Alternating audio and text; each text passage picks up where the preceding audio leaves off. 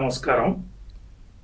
నీటికి సంబంధించి నీటి జలాలకు సంబంధించి ఖచ్చితంగా వాస్తవాలు ప్రజలకు తెలియాలి. ప్రజలు కూడా ఏమరపాటుగా ఉండడానికి వీల్లేదు. నీటి జలాలు నీటికి సంబంధించినటువంటి విభజన అనేది ఏ రకంగా అన్యాయానికి గురి అయింది, తెలంగాణ ఏర్పాటు కోసం జరిగిన ఉద్యమంలో కీలక పాత్ర ఈ నీటి సమస్యనే. కేసీఆర్ గారు ప్రజాబాహుల్యంలోకి తీసుకెళ్లి పెద్ద ఎత్తున పోరాటం చేసింది నీటి వల్లనే. తెలంగాణ రాగానే ప్రత్యేక దృష్టి పెట్టింది నీటి మీద, ప్రాజెక్టుల మీదనే, తాగునీటి మీదనే. అందుకనే దేశంలో తెలంగాణ అనేది అగ్ర రాష్ట్రమైంది పంటల ఉత్పత్తిలో. ఎన్ని చెక్ డ్యాములు కట్టాము, ఎన్ని చెరువులను పునర్నిర్మాణం చేశాం, ఎన్ని రకాలైనటువంటి ప్రాజెక్టులు కట్టాం, ఎంత ల్యాండ్ ఎక్వైర్ చేశాం, ఎన్ని రిజర్వాయర్లు నిర్మించాం అనేది ఒక నీటి దిగువ విధానానికి సంబంధించి ఏ రకంగా కొట్లాడడం అనేది చాలా స్పష్టంగా ప్రజలకి ఉన్నా ఇంకా కొన్ని విషయాలు కూడా ఖచ్చితంగా తెలియాలి. అందుకనే రేవంత్ రెడ్డి గారికి సెగ అనేది తగిలింది. ఆ సెగ ఎట్లా తగిలింది? ఒకటే నిన్న మీరే అన్నారు, ఇప్పుడు చంద్రబాబు నాయుడు గారు ఏపీని లాగారని. మేం కాదండి లాగింది. ఎవరు లాగారు? నేనే చంద్రబాబు నాయుడు గారి చెవులో చెప్పి ఆపిచ్చా అని. ముందు కేసీఆర్ గారు పెట్టిన ప్రెస్ మీట్ లో కేసీఆర్ గారు లాగారు కదా, ఆవేళ గంటన్నర ప్రెస్ మీట్ లో.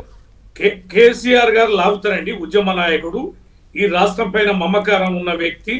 అనేకమైనటువంటి ఘటనలు సాక్ష్యాలు వారు చూపుతారు. కానీ ఈ మాట ఎవరు అన్నది? మీరు నిండు సభలో నేను ఆపిచ్చాను చంద్రబాబు నాయుడు గారి చెవులో చెప్పి అని రేవంత్ రెడ్డి గారు అన్నారా లేదా? అన్నదానికి చంద్రబాబు నాయుడు గారు స్పందనే కదా అది. ఆయన స్పందించింది నేను చెప్తే చంద్రబాబు నాయుడు గారు ఆపింది అనేది. ఏనాడో 2020లో కేసు వేసి గ్రీన్ ట్రిబ్యునల్ కేసు వేసి దాన్ని కేసీఆర్ గారు ఆపిస్తే, ఆ పనులను ఆపిస్తే ఇవాళ తగుదనమ్మా అని ఈయన సభలో చెప్పడం ఏందండి? దానికి ఆయన స్పందన దీని మీద కదా మాట్లాడాలి. జగన్ సీఎం గా ఉన్నప్పుడే ఇస్తానని చెప్పారు నీళ్లు, ఆయన సీఎం గా ఉన్నప్పుడే ఆపించేశారు కేసీఆర్, అవునా? Yes, exactly. కేసీఆర్ గారు, జగను, దోస్తులు, రోజా గారు, రొయ్యల పులుసు, సందు దొరికితే మాట్లాడతారు కదా. మరి దీన్ని ఆపించింది కేసీఆర్ గారు కదా. మినిట్స్ ఉన్నాయి కదా, రికార్డ్స్ ఉన్నాయి కదా, కేసు ఎవరేశారో దానికి కావాల్సిన ఆధారాలు ఉన్నాయి కదా. ఆపించింది 2020లో కదా. ఇవాళ ఈయనెట్లా చెప్తాడండి నేను ఆపించిందని? ఇవన్నీ సత్యదూరం. ఎంత భయంకరమైన అవాస్తవాలంటే మినిట్స్ లో నిన్న వాస్తవాలు చెప్పడానికి మాజీ ముఖ్యమంత్రి కేసీఆర్ అంటే నీటిపారుదల అంటే కేసీఆర్ అంటే ఇరిగేషన్ అనే అంత ఇమేజ్ ఉన్న కేసీఆర్ గారు ఎందుకు సభకు వచ్చి ఒక్కరోజు పోని ఆ డిస్కషన్ జరిగిన ఒక్కరోజు అన్న వచ్చి ఇవి వాస్తవాలను చెప్పి వెళ్ళొచ్చు కదా? మీకు, మీ ఏబిఎన్ కు, మీ ఆంధ్రజ్యోతికి, కొందరికి ఇది ఒకటి బాగా పట్టిందండి. ఏంటది? కేసీఆర్ గారు రావాలనేది ఒక బాగా చర్చనీయాంశంగా మీరు తీసుకుపోతారు. అసెంబ్లీ సభ రాగానే కేసీఆర్ గారి మీద ఎట్లా మాట్లాడుతుండండి రేవంత్ రెడ్డి? ఎంత వికృతమైన భాష. కేసీఆర్ వస్తే ఒక నిమిషం కేసీఆర్ వస్తే గౌరవంగా, కేసీఆర్ సభకు వస్తే గౌరవంగా చూసుకునే బాధ్యత నాది అని చెప్పి ముఖ్యమంత్రి అన్నారు. పైగా మీరు అన్నదానికి ఇంకోటి ఏంటంటే, మీరు నా ఛానల్ మీద అన్నారు కాబట్టి పత్రిక మీద, ఏబిఎన్ ఆంధ్రజ్యోతి అనేది కేసీఆర్ సభకు రావాలని చెప్పక్కర్లేదు. కేసీఆర్ గారు మాజీ ముఖ్యమంత్రి, ఆయన ఒక శాసనసభ్యుడు, ప్రతిపక్ష నేత. సభకి రావాలో లేదో ఆయనే ఆలోచించుకోవాలి. సభకు వస్తే ఆయన గౌరవానికి మరింత హుందాతనం వస్తుంది. ఇవాళ మేము చెప్తే ఆయన సభకి రాకుండా ఉండడు, మేము చెప్పకపోతే సభకి మానేయడు. కేసీఆర్ గారు గొప్ప నేత, తెలంగాణ తెచ్చిన నేత. ఆయన గురించి దేశ ప్రజలు తెలుసు, రాష్ట్ర ప్రజలు తెలుసు. ఎప్పుడు రావాలి, ఎప్పుడు పోవాలి, ఎప్పుడు దేని మీద మాట్లాడాలి ఆయనకి తెలిసినంతగా ఎవరికి తెలియదు. చట్టం గురించి, రూల్స్ గురించి, పదవులని తృణప్రాయంగా రాజీనామాలు చేసి అనేక మార్లు ప్రజాక్షేత్రంలోకి అప్పుడొచ్చి ముఖ్యమంత్రి మాట్లాడే అవకాశం లేకుండా చేయొచ్చు కదా. అసెంబ్లీలో ముఖ్యమంత్రి మాట్లాడే అవకాశం లేకుండా కేసీఆర్ గారు చేయొచ్చు కదా. ఆయన డామినేట్ చేయొచ్చు కదా ఆయనకున్న సబ్జెక్టుతో, వాస్తవాలతో.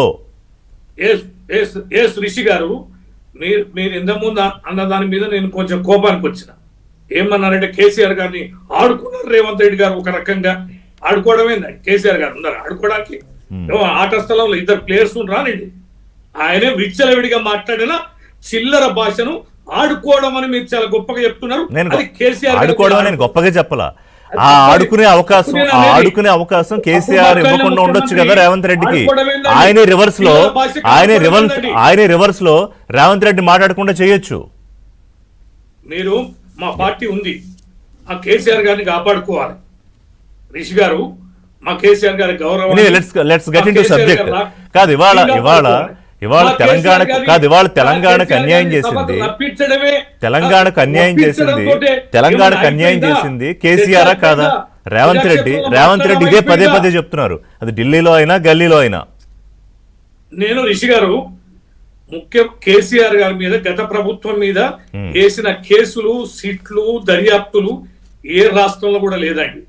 ఒక పక్కన ఆయనని కుటుంబంలో చిచ్చు పెట్టి, ఇంకో పక్కన గత ప్రభుత్వం మీద విపరీతమైన చీటికి మాటి కమిషన్లు, కేసులు, సిట్లు వేస్తూ, ఈడీలు, సిబిఐలు ఒక పక్కన కేంద్ర ప్రభుత్వం కూడా ప్రయత్నం చేస్తూ వాటన్నిటికీ సమాధానం చెప్పుకోవాల్సినటువంటి నేత నిత్యం గోళీలు ఆడుకుంటాం, లాగుల తొండలు ఇడుస్తాం, నాలుగేజీ ఇస్తాం, బిడ్డ అని విచ్చలవిడి భాష. అలాంటి నేత పైన మాట్లాడినప్పుడు ఇలాంటి చిల్లర ముఖ్యమంత్రి, దిగజారి మాట్లాడే ముఖ్యమంత్రి ఎదురు కూర్చొని కేసీఆర్ గారు రావాల్సిన అవసరం లేదనేది మా పార్టీ అభిప్రాయం. ఇది ప్రజల అభిప్రాయం, ప్రజాక్షేత్రంలో కూడా లేదండి. కేటీఆర్ గారు, మా హరీష్ రావు గారు, మా పార్టీ, మా ఎల్పీ బ్రహ్మాండంగా తీరోదత్తంగా ఎందుకంటే కవిత గారు నిన్న అన్నారు ఏంటంటే, నేను కాదు కవిత గారు అన్నారు, పోనీ నేనంటే మీకు నచ్చలేదు, కేసీఆర్ ఎందుకు అసెంబ్లీకి రావట్లేదు, రావాలి, వీళ్ళు చెప్పే అబద్ధాలకు నోరు మోయించాలి, ఆయన వచ్చి సభలో వాస్తవాలు చెప్పాలని కవిత గారే అన్నారు. కవిత గారు ప్రతి కీలకమైన సమయంలో ప్రభుత్వానికి అండగా ఉండడం కోసం వచ్చి మాట్లాడతారు. మీరు అన్ని ఫైల్స్ తీయండి. సిబిఐ వచ్చి అప్పుడు గోస్ట్ కమిషన్ అప్పుడు మాట్లాడడం స్టార్ట్ చేసింది. ఆ మధ్య కాలంలో ప్రెజెంటేషన్ అప్పుడు వరంగల్ పోయి మాట్లాడింది, నిన్న పోయి సూర్యాపేట మాట్లాడింది. ఈ ఎజెండా ఎవరిదండి? ప్రజలకు తెలియడాలే. విచ్చలవిడిగా కవిత మాట్లాడే స్క్రిప్ట్, ఎజెండా ఎవరికి అక్కడికి వస్తుంది, ఎవరు మాట్లాడుతున్నారు, ఇంతగా దిగజారాల్సిన అవసరం ఉందా అండి? రిషి గారు, ఒక పార్టీ ఇంతగా